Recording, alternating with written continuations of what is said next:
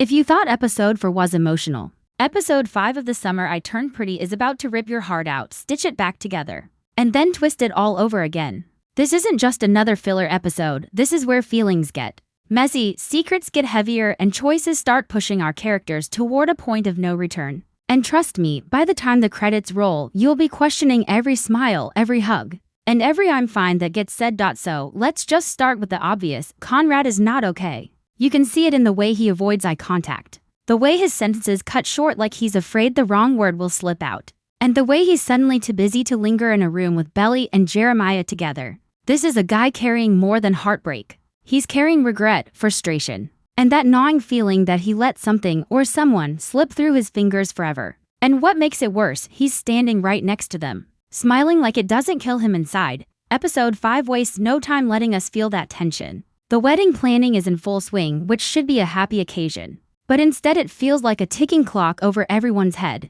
Jeremiah is caught up in guest lists and tux fittings. Belly is forcing excitement she doesn't fully feel, and Conrad is hanging in the background, trying to play the supportive friend but failing miserably at hiding how much it hurts. Every little interaction between the three of them has this invisible static. Like at any moment someone's going to say something they can't take back. Then there's Laurel, who's still walking that thin line between supportive mother and "I'm not co-signing this" mistake. She's showing up, but every smile is tight, every "that's nice" is laced with worry, and honestly, she's not wrong to be concerned. 6 weeks from engagement to wedding, it's wild. And in this episode, we start seeing tiny cracks in Belly and Jeremiah's picture-perfect engagement. Nothing explosive yet, but those quiet disagreements. Those moments where they're not laughing at the same jokes anymore. Those pauses before answering. Those are dangerous. Meanwhile, Taylor is quietly clocking everything. She's that one friend who sees the truth before anyone else wants to admit it. She notices Conrad watching Belly a little too long. She notices Belly's voice softening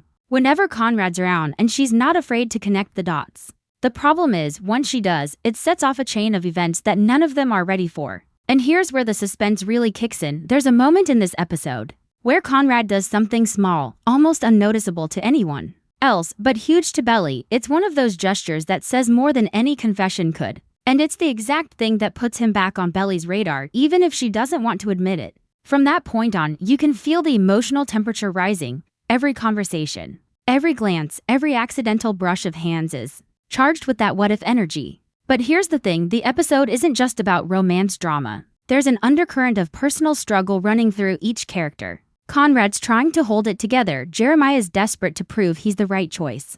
Belly's torn between what she wants and what she thinks she should want, and Laurel's trying to keep her daughter from making a life-altering mistake. And as each scene unfolds, you realize this wedding isn't just a celebration. It's a pressure cooker, and in episode 5, we're starting to hear the whistle. The thing about episode 5 is, it doesn't explode all at once, it simmers. And that slow burn is what makes it so intense, right from the start. You can feel the weight of unspoken words hanging between Belly and Conrad. They're polite, they're civil, they're even friendly on the surface, but underneath, it's like they're both tiptoeing around a live wire, terrified of what might happen if they touch it. Jeremiah's presence makes it even more complicated. He's fully invested in wedding mode, excited, confident, and maybe just a little bit too sure of Belly's feelings, and honestly, watching him be so certain while Conrad quietly suffers is almost harder than watching Conrad and Belly's stolen glances. The day kicks off with Jeremiah pushing for a fun day to take the edge off all the stress. He wants everyone to be together, which sounds sweet, except in reality, it just traps Conrad and Belly in the same space for hours. And that's when we start noticing the cracks. Belly's laughter comes a little too easy when Conrad makes a joke. Conrad's eyes linger a little too long when Belly walks by. Taylor's watching this like a hawk, and Laurel's doing that mom thing where she pretends she's not paying attention, but is absolutely clocking every interaction. But the real tension starts when the conversation turns to the future. Jeremiah's talking about where they'll live, the jobs they'll take, the kids' someday conversation, and every time, Belly's answers sound rehearsed, like she's trying to convince herself as much as everyone else. Conrad, on the other hand, is silent, but you can see him processing every word, tucking it away in that quiet way he always does. There's one moment where Jeremiah says, "We're going to be so happy, right, Bells?" And she hesitates just for a second before saying, "Of course," but that second? That's the kind of thing that sticks with someone like Conrad. Later, we get a scene with Laurel and Belly alone. Laurel tries to approach the subject gently, but you can feel the frustration in her voice. She's proud of Belly, she loves her, but she doesn't trust this decision. She reminds Belly that love isn't supposed to be rushed, that marriage is more than a romantic gesture, it's a commitment that changes everything. Belly brushes it off, insisting she knows what she's doing, but when Laurel leaves, we see her sitting there for a moment, not moving, like maybe, just maybe. Her mom's words hit harder than she wants to admit. Meanwhile, Conrad gets pulled aside by Taylor. And here's where things start shifting. Taylor doesn't come at him with accusations, but she's blunt in that way only she can be. She tells him she sees what's going on. She knows he's not over Belly, and she warns him not to mess with her head right now. She's protective, not just of Belly, but of Jeremiah too. Conrad doesn't argue. He just stands there, quiet, jaw tight, like he's holding back about 100 things he wants to say. And honestly, that silence says more than anything else. The rest of the day is a tug-of-war of emotions. There's this push and pull between pretending everything is fine and accidentally revealing that it's not. Belly catches Conrad looking at her once, and instead of looking away, he holds her gaze for a heartbeat too long. Jeremiah notices, or at least, it seems like he does, but he says nothing. And that's when you realize, if this wedding really happens, it's not going to be because everything was perfect. It's going to be because everyone ignored the red flags until it was too late. And that's what makes this episode so heavy. It's not about big blow-ups or dramatic fights, it's about the slow build, the quiet moments. The way people can be standing in the same room and still be miles apart. By the end of section 2, you can feel it, something is going to give. And when it does, it's going to change everything for these three forever. By the time the sun starts to go down in episode 5, the air between these characters feels heavier than it did that morning. It's like every smile has a shadow behind it, every conversation has a second meaning. And nobody is saying exactly what they want to say. That's the thing about emotional tension. It doesn't just happen in the big moments, it builds. In the spaces between, in the pauses, in the glances, in the words left unsaid. And that's exactly where this episode lives. Conrad spends most of the evening trying to keep himself busy. He's helping with small wedding details, stringing up lights, carrying boxes, organizing chairs. On the surface, it looks like he's being helpful, but it's really just a way to keep from being pulled into too many conversations. The truth is, every time Belly speaks to him, it's like a tiny crack in the wall he's been building around himself. He knows if he lets too many cracks form, the whole thing will collapse. Belly, on the other hand, is doing this balancing act between excitement for the wedding and something else. She's smiling with Jeremiah, talking about the honeymoon, agreeing to the plans, but there's this flicker in her eyes whenever Conrad's around. It's not something she can control, and maybe she doesn't even realize she's doing it. But it's there, and Taylor notices. Taylor always notices. At one point, there's this quiet moment in the kitchen. Belly goes in to grab something. Conrad's already there, and for a second they just stand there in the same space. It's not awkward in the obvious way, no nervous fumbling, no forced small talk. It's the kind of quiet that's so loaded, you can practically hear everything they're not saying. Belly finally breaks it by asking if he's really okay with all this. He doesn't answer right away. He just looks at her, that deep, searching kind of look, and says, "If you're happy, that's what matters." The thing is, his tone doesn't match the words. There's no warmth in it, no conviction, just a kind of resigned acceptance. And Belly feels it. You can see it in her face. Meanwhile, Jeremiah's outside with Laurel, trying to smooth things over. He wants her blessing, not just for the wedding, but for him and Belly in general. Laurel's polite, but she's not budging. She tells him she likes him, she respects him, but she's not convinced this is the right time.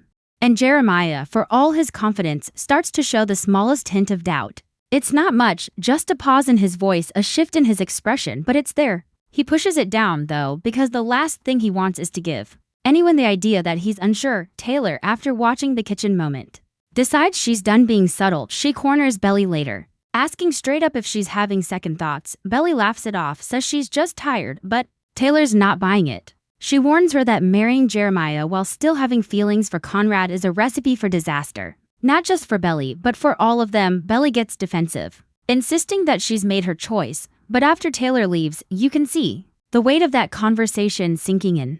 The real gut punch of the episode comes near the end of the night. Everyone's gathered around for a casual hangout, music playing, people laughing. Jeremiah's got his arm around Belly, and from the outside, it looks perfect. But then Conrad, without even thinking, reaches over and fixes a loose strand of hair falling into Belly's face. It's such a small thing, but it's intimate in a way that hits like a shockwave. Belly freezes for just a second. Jeremiah glances over, and Taylor's eyes widen like she's just watched a live grenade land on the coffee table. Nothing said, not then, not immediately. But you can feel it, the shift, the moment where pretending gets harder, where the truth starts pressing against the walls they've built, and the scariest part? Nobody's ready to deal with it yet, but sooner or later, they're going to have. To the morning after that hair touch moment is quiet to quiet. It's the kind of quiet where everyone is moving around, talking, smiling. But you can feel something shifted. Conrad's up early, already out on the porch with a cup of coffee, staring out at the water like it has answers. Belly's in the kitchen making breakfast with Taylor, but every now and then her eyes flick toward the window, like she's aware of him out there even when she's not looking directly. Jeremiah's the last to get up, and when he walks in, there's this quick flash of something in his face when he sees Conrad outside. Maybe it's suspicion, maybe it's nothing, but either way, it sticks. The plan for the day is more wedding prep, tastings, finalizing decor, meeting with the officiant. On paper, it sounds harmless. In reality, it's another round of pushing all three of them into situations where they can't avoid each other. Jeremiah is still in this mode, where he wants everyone to be involved, like if he can keep Conrad close, he can control whatever's going on. But what he doesn't realize is that proximity isn't his friend right now. The more time they spend together, the more those old feelings start bleeding through the cracks. At the cake tasting, it's subtle things, the way Belly laughs harder at one of Conrad's sarcastic comments than she means to. The way Conrad keeps sneaking glances at her when he thinks no one's watching. The way Jeremiah's smile doesn't quite reach his eyes anymore. Taylor notices everything. She's sitting there, eating frosting samples like it's her job. But really she's collecting mental notes. Laurel's quieter today, letting everyone make decisions. But you can tell she's watching just as closely. Later, they're out choosing flowers. Belly drifts toward a particular arrangement, soft whites with pale pinks, and without thinking, Conrad says, "You've always liked those, it's not a big deal to anyone else." But the way Belly's head turns toward him, the way her eyes soften, says everything. Jeremiah catches it this time. He doesn't say anything in the moment, but you can feel his mood shift. The joking and easy laughter fade, replaced by this forced cheerfulness that feels more like a cover. The day keeps moving, but there's this low hum of tension that never goes away. At lunch, Jeremiah brings up the honeymoon again, asking Belly about beach resorts versus city trips. She answers, but her mind's somewhere else. You can see it in the way her fork moves around her plate more than it actually picks up food. When Jeremiah presses her for an opinion, she gives one, but Conrad, sitting just across the table, doesn't miss the hesitation. Neither does Taylor. By the time they're back at the house, the weight of the day is starting to press on everyone. Jeremiah heads upstairs to make some calls, and for the first time in hours, it's just Belly and Conrad in the same space. They don't talk right away. Instead, Conrad grabs a bottle of water from the fridge, and Belly leans against the counter, looking at him like she's trying to read something in his face. Finally, she says, "You've been quiet today." He shrugs it off, says he's just tired, but there's something in his voice, low, heavy, like he's holding back more than he's letting on. Before the moment can go anywhere, Taylor walks in, and honestly, the timing feels almost intentional. Like she's decided not to give them even a second alone without her there to keep watch. She changes the subject fast, pulling Belly into a conversation about bachelorette party plans. And Conrad takes the opportunity to slip out. But as he passes Belly, their eyes meet, just for a second, and it's one of those glances that says more than an entire conversation could. That's the thing about episode 5. The drama isn't in screaming matches or slammed doors. It's in those little moments, those near misses. Those seconds where someone almost says something but doesn't. And those are the moments that stick with you because you know, sooner or later, all those little things are going to add up to something big. By the middle of the week, the cracks in this carefully constructed picture-perfect engagement are getting harder to ignore. It's not that anyone is outright admitting it. If anything, everyone's working twice as hard to keep up appearances. But that's the thing about keeping secrets. The harder you try to hide them, the more obvious they become. And in episode 5, those little tells are everywhere. Jeremiah, for one, is starting to get sharper around the edges. He's still smiling, still cracking jokes. But there's a tension in his voice now, a kind of overcompensation that wasn't there before. He's watching Conrad more closely, noticing how often he's in the same room as Belly. How easily their conversations flow even when they're just talking about nothing. Every time Belly laughs at something Conrad says, there's the smallest flicker of something in Jeremiah's expression, not jealousy exactly, but a kind of unease, like he's finally starting to see what Taylor's been seeing all along. Belly, on the other hand, is stuck in this push and pull inside her own head. She's telling herself she's happy, she's telling everyone she's excited. But every time she's around Conrad, there's that tug, that reminder of a version of her life she didn't choose, but maybe still wants. And it's not like She's actively trying to send mixed signals, but her guard slips in tiny ways. A softer tone when she says his name, a smile she doesn't even realize she's giving him. The kind of things you can't fake or hide. Taylor's patience is wearing thin. She's been the silent observer for days now, but at this point, she's ready to shake Belly and make her face the truth. She catches Belly alone and straight up says, "You can't marry Jeremiah if part of you is still with Conrad." Belly tries to deny it, tries to laugh it off, but Taylor doesn't let her. She tells her this isn't about choosing the easier path or the one that hurts the least, it's about being honest. Even if that honesty blows everything up. Belly's face hardens, but deep down, she knows Taylor's not wrong. And then there's Conrad. He's doing what he always does, burying his feelings under layers of quiet, calculated restraint. But this episode gives us glimpses of the cracks in his armor, a half-finished sentence that trails off, a sudden change in tone when Belly's name comes up, that moment where he stares a little too long before looking away. And while he's trying to keep his distance emotionally, physically he's always just there, close enough to be part of things, far enough to pretend he's not affected. The real turning point of the episode comes during the bachelor and bachelorette party planning. It's supposed to be fun, lighthearted, a distraction, but as they're going through ideas, Jeremiah brings up having everyone together for at least part of the night. It's clearly meant to keep things inclusive, but Conrad shuts it down instantly, saying it's better if they do their own thing. The room goes quiet for a second, and Belly glances at him like she knows exactly why he doesn't want to be there for it. Jeremiah notices the look, and for a split second, his smile slips. Later that night, there's a scene outside on the porch. Belly steps out for air, and Conrad's there, leaning against the railing. She asks him what's wrong, and he just says, "Nothing you can fix." It's vague, it's evasive, but the weight in his voice says it's not nothing. They stand there in silence for a while, listening to the sound of the ocean, until Jeremiah calls her from inside. She hesitates before going, and Conrad notices. He notices everything. By the time the episode winds down, you can feel the threads pulling tighter. Everyone's still pretending they're fine, still playing their parts. But you can see the truth pushing against the surface. Jeremiah's smile is stretched to thin, Belly's laugh comes just a beat too late, and Conrad's silence is louder than anything he could say. And you just know, this can't hold forever. Something's going to snap. Back, maybe to challenge him, maybe to reassure him, but instead, she just nods and walks away. It's one of those scenes where nothing big happens, but everything changes, because now, it's not just unspoken feelings between them, it's the awareness of those feelings, and once that awareness is out there, you can't put it back in the box. The next day starts off with that strange, fragile calm that comes right before a storm. Nobody's fighting, nobody's openly tense, but it's the kind of quiet that feels staged, like everyone's playing their part just enough to keep the peace. Jeremiah's upbeat again, or at least he's trying to be, cracking jokes over breakfast and talking about the bachelor party plans. Belly nods along, giving him the smiles he's looking for, but you can tell her mind's somewhere else. And when Conrad walks through the room, the shift in her expression is so quick you might miss it, but Jeremiah doesn't.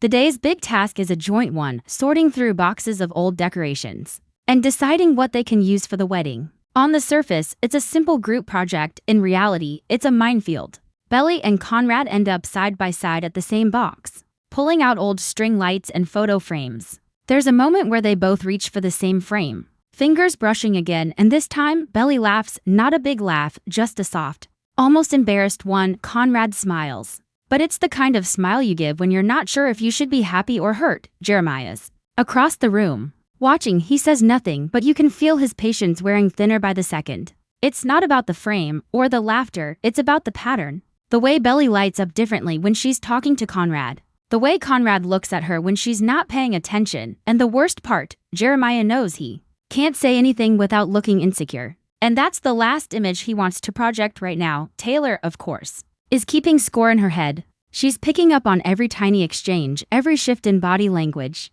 She doesn't have to say anything to know exactly where this is headed. But she's also smart enough to realize that pushing Belly too hard right now could backfire. So she stays quiet for now, but her eyes never stop moving. Midway through the day, Laurel steps in, wanting to talk to Belly alone. It's not a lecture, not this time, but more of a quiet check-in. She asks if Belly's feeling overwhelmed, and Belly insists she's fine. But her voice has that edge to it that tells you she's not being completely honest. Laurel lets it go, but not before reminding her, you don't have to prove anything to anyone, not to me, not to Jeremiah, not to yourself. It's the kind of statement that sounds simple, but it lingers in the air long after the conversation ends. Later, The group gathers outside to test some of the lights they found. It's late afternoon, the sun's starting to dip, and there's this golden glow over everything. Belly and Conrad are working together to untangle a stubborn string of lights. Laughing at how impossible it is, Jeremiah joins in after a minute. But you can tell his smile is more forced now. The three of them standing there should look perfect.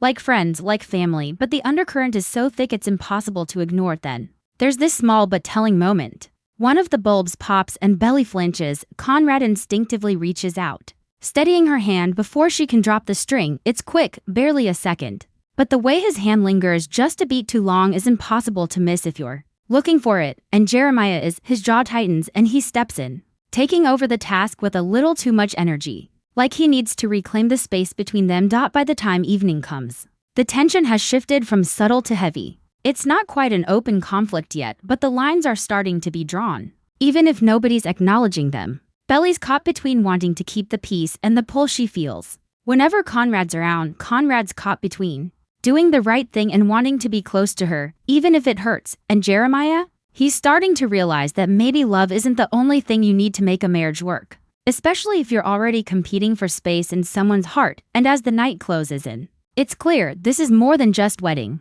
stress. This is the start of something that can't be smoothed over with a smile or a well-placed joke. This is the point where pretending is about to stop working. By the next morning, the cracks are showing. They're small, almost invisible if you're not paying close attention, but they're there. Jeremiah's jokes don't land as easily. Belly's smiles feel like they're on a timer. Conrad's doing that thing where he disappears into tasks, keeping his hands busy so nobody asks him the wrong questions. And everyone's trying too hard to act normal, which ironically makes it obvious that nothing is normal anymore. The big focus for the day is setting up the rehearsal space, which means everyone has to be in the same place, working together. The yard is a mess of folding chairs, flower arrangements, and extension cords. Laurel's moving like a woman on a mission, trying to keep the chaos under control. Jeremiah volunteers to handle the chairs, Belly takes flowers, and Conrad ends up on lighting duty. On paper, it's a smart division. In reality, it just spreads the tension across the entire yard like static in the air. At one point, Belly has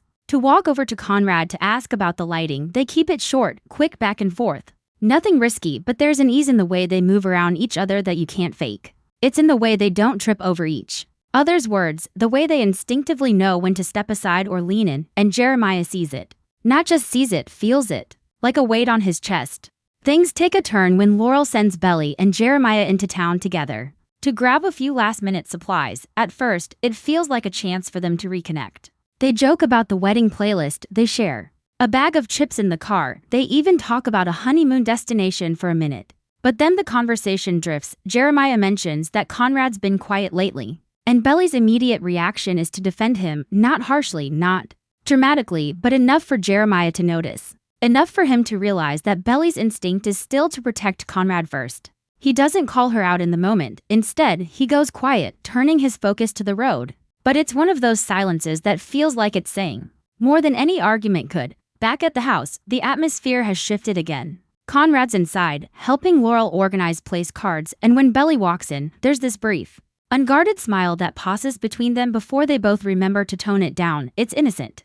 Maybe, or maybe it's not. Taylor catches it, and this time she doesn't hide her reaction, just raises an eyebrow, like she's keeping a mental file of every one of these moments. The rehearsal space starts to take shape as the day winds down, but the people in it are fraying. Jeremiah's working faster, talking less. Belly's overcompensating, trying to be upbeat, trying to prove to herself, to everyone, that she's fully here. Conrad's present, but in that distant way, like part of him is already bracing for the fallout. Then, just before dinner, it happens. Not a full blow-up, but a spark. Jeremiah is moving a stack of chairs. Conrad offers to help, and Jeremiah snaps, "I've got it." It's sharp, sharper than it should be. Belly looks between them, instantly on edge. Conrad just nods and walks away, but his jaw is tight, his hands flexing at his sides. Jeremiah doesn't apologize, and the silence that follows is loud enough to echo. That night, Belly finds herself outside on the porch, staring at the dark water. She's not looking for company, but Conrad shows up anyway. They stand there for a long minute without speaking, the sound of the waves filling the space. Finally, he says, "You know this isn't going to stay quiet forever, right?" His tone isn't accusing, it's just matter of fact, like he's already accepted what's coming. Belly doesn't answer. She doesn't need to, because deep down, they both know he's right. The next morning, nobody's pretending anymore. It's not open war. But the politeness has worn thin. You can feel it in the way Jeremiah avoids eye contact with Conrad. In the way Conrad gives short answers, not even looking up from what he's doing. And in the way Belly keeps bouncing between them, trying to keep everything smooth while knowing she's losing her grip. The day's big task is the rehearsal dinner setup. Everyone's moving around the yard, placing tables, stringing lights, checking sound equipment. On the surface, it looks like teamwork, but the energy is brittle. Ready to crack. It starts small. Jeremiah asks Belly to hand him a tablecloth from the stack she's sorting through. Conrad, standing right beside her, grabs it first and passes it over without thinking. It's a tiny, harmless thing. But in Jeremiah's eyes, it's another example of Conrad inserting himself where he's not needed. His thanks is clipped, his smile non-existent. Belly tries to steer the mood back into safe waters. But then comes the playlist. Jeremiah's scrolling through the speaker, picking up beat songs for the night. Conrad casually suggests a track, saying, "It would be more their vibe." Jeremiah shoots back, "Pretty sure I know our vibe." The word "our" lands heavy. Belly freezes for just a second before pretending she didn't notice. Taylor catches every beat of this exchange, and when she's sure nobody's looking, she shakes her head. She knows it's only a matter of time before the cracks become a full break. Later, while Laurel is giving last-minute instructions to the caterers, Jeremiah and Conrad end up alone near the sound equipment. It's quiet, just the hum of the speakers in the background. Then Jeremiah says, without looking at him, "You always have to be in the middle, don't you?" Conrad blinks, caught off guard. "I'm just helping." "Helping," Jeremiah repeats, the word sharp like glass. "That what you call it?" Conrad takes a step closer, lowering his voice. "If you've got something to say, just say it." And there it is, the edge, the danger. Jeremiah's jaw works like he's holding something back. But before he can decide whether to unload it, Belly walks over, smiling like nothing's wrong, asking if either of them can help her with the chairs. The tension doesn't disappear, it just gets shoved under the rug again. By evening, the rehearsal dinner space is gorgeous, lights glowing, tables perfectly set, music low and warm. It should feel like a victory, but instead it's like everyone's just bracing for the next round. When the guests start arriving, the energy shifts slightly. More people means more noise, more distractions. Jeremiah turns on the charm, playing the perfect host, holding Belly's hand like a silent reminder that she's his. Conrad stays mostly in the background, talking to relatives, refilling drinks, but every so often, Belly's eyes drift his way. And every time they do, Jeremiah notices. The breaking point comes when one of the older relatives, a little too tipsy, calls Conrad over and says loudly, "You and Belly were such a cute couple back in the day. What happened there?" It's meant as a harmless comment, a bit of nostalgia, but in the silence that follows, you can practically hear the air crackle. Belly stammers something about life taking us different ways, but Jeremiah's grip on her hand tightens. Conrad, to his credit, just smiles politely and says, "Things change," but his eyes flick to Belly. And for a heartbeat too long, she holds the look. The moment passes, the conversation moves on. The music swells, but the damage is done later. That night, when most of the guests have left and the lights are dim, Jeremiah corners Belly in the kitchen. His voice is low, but there's no mistaking the edge in it. "Do you even hear yourself when you talk to him? Do you see the way you look at him?" Belly freezes, her stomach twisting. Jeremiah, "No," he cuts in, shaking his head. "I'm not crazy, and I'm not gonna stand here pretending this isn't happening." She doesn't answer right away because deep down, she knows he's not wrong. And outside, in the quiet yard, Conrad stands by the edge of the water, staring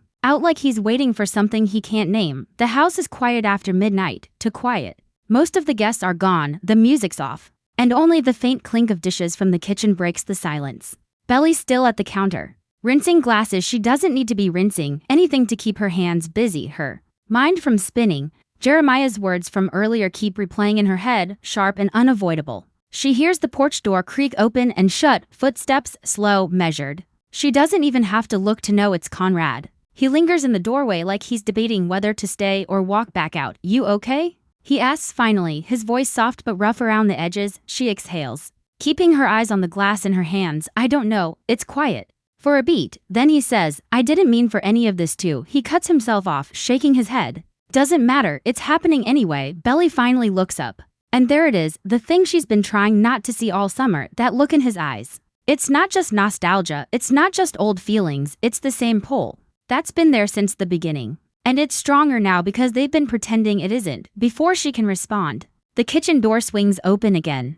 Jeremiah's standing there, his expression unreadable at first until his eyes shift from her to Conrad, and just like that, the air gets heavy, almost suffocating. What's going on? Jeremiah's tone is low, but it's loaded. Nothing, Belly says quickly. Too quickly, Jeremiah's jaw clenches. Right, nothing. He takes a step forward, and now his eyes are locked on Conrad. You can't help yourself, can you? Even when you know, Conrad interrupts.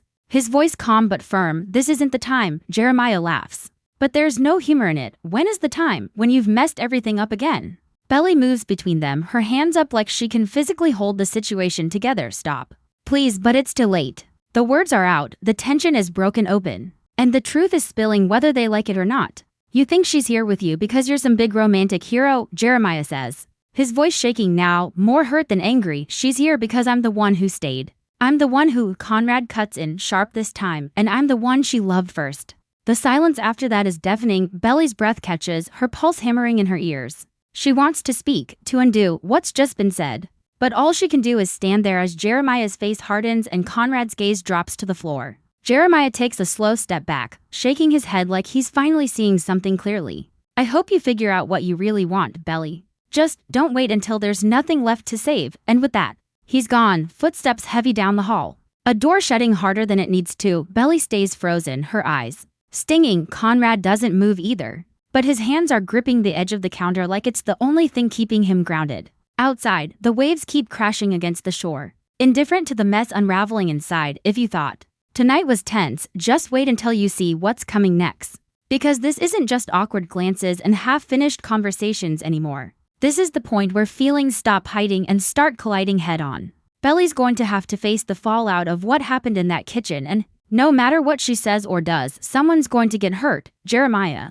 He's not just mad, he's in that dangerous space where hurt turns into distance. And when Jeremiah pulls away, he pulls all the way. Conrad, on the other hand, is done pretending. And that means the lines Belly's been dancing between all summer are about to disappear completely. But it's not just the love triangle blowing up. There's a storm coming, literally and figuratively, and it's going to trap everyone in the same house when the worst conversations of their lives need to happen. No distractions, no running away. Episode 6 is the one that's going to leave you pacing your living room, replaying scenes in your head, wondering how this summer can possibly end without shattering someone's heart for good. And trust me, by the time the credits roll, you'll realize the real question isn't who will Belly choose? It's after this, will there even be anything left to choose from?